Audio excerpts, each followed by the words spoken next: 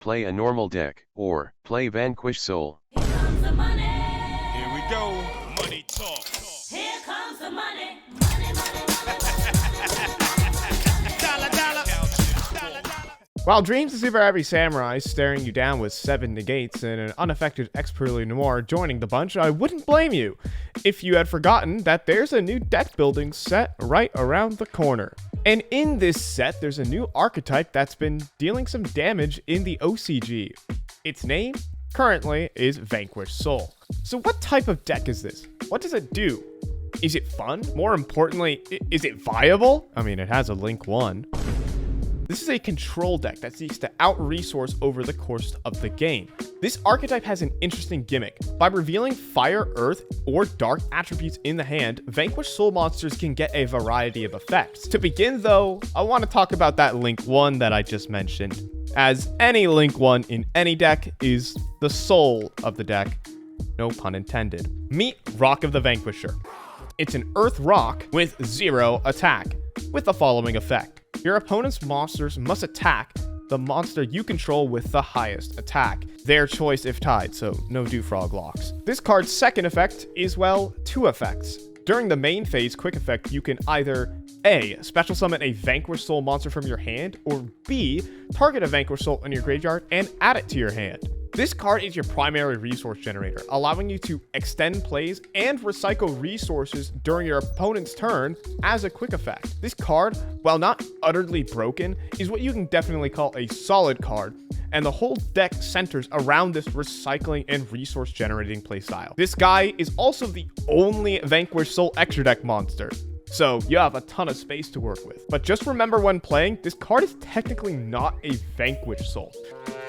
So certain effects won't actually work with this card, as you might recognize later. The main deck is split up into sets of monsters. Your level 4s are your searchers on summon, and your higher level monsters allow you to play during your opponent's turn and generate lots of advantage. All Vanquish Soul monsters have a protection effect, as well as an offensive effect. Raisin gets destruction protection, while Madlove can reduce the attack and defense of a monster by 500. But also the offensive effects of these searchers.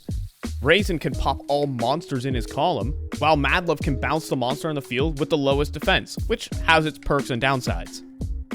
The big bosses in the Borger, or more lovingly the Burger, and Kaiser Various also have their blocking and offensive moves.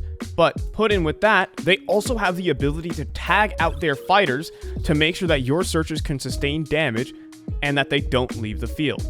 Borger can draw on a dark reveal and burn for 1500 with earth and fire, and Various can make himself unaffected on earth reveal, and by revealing all 3 attributes in earth, fire, and dark, he can have a non-targeting pop.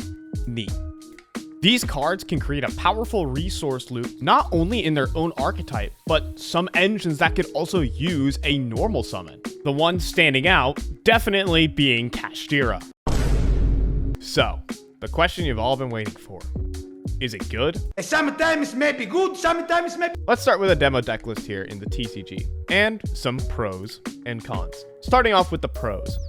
This deck is basically immune to hand traps. If you were able to stick a Vanquish Soul monster on the field and get going with Rock of the Vanquisher, you can at least establish a playable board state and keep grinding. This deck has an extremely compact engine, realistically only needing 18 cards or so to function with loads of extra deck space, allowing yourself to absolutely trick out your deck with any tech. Tech Deck, the only company to... For a control deck, it is very relieving to be able to dedicate half your deck to non-engine, which allows your deck to be flexible in a variety of formats, but only to a degree.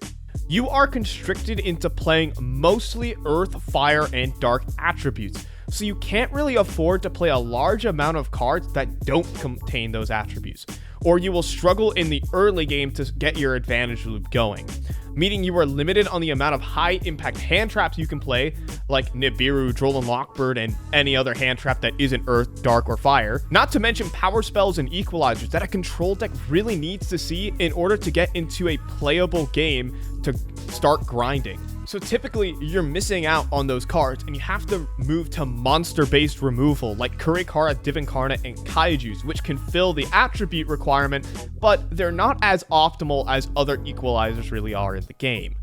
This deck has some trouble ending the game. With only Kaiser Various as your win con, you can't just climb into an Axis code and one-shot your opponent. Unless you're playing Parallel Exceed. Yay! We found a way to cyber spam. You're gonna have to take multiple turns to kill, even when you're in a Variant winning game state, which can sometimes let your opponent get back into the game. Think of it like Labyrinth. One of the very nice things about this deck, though, is that there aren't really any combos you need to learn.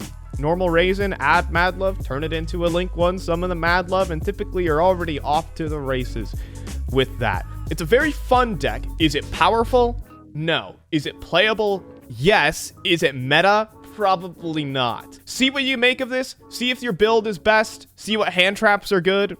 Is the format right for this deck? We'll have to find out in the next couple of weeks. But until then, thanks for watching this little miniature deck profile. We might be back for another core set when we have to talk about Duelist Nexus. Oh, God forbid. But anyways, until then, peace out.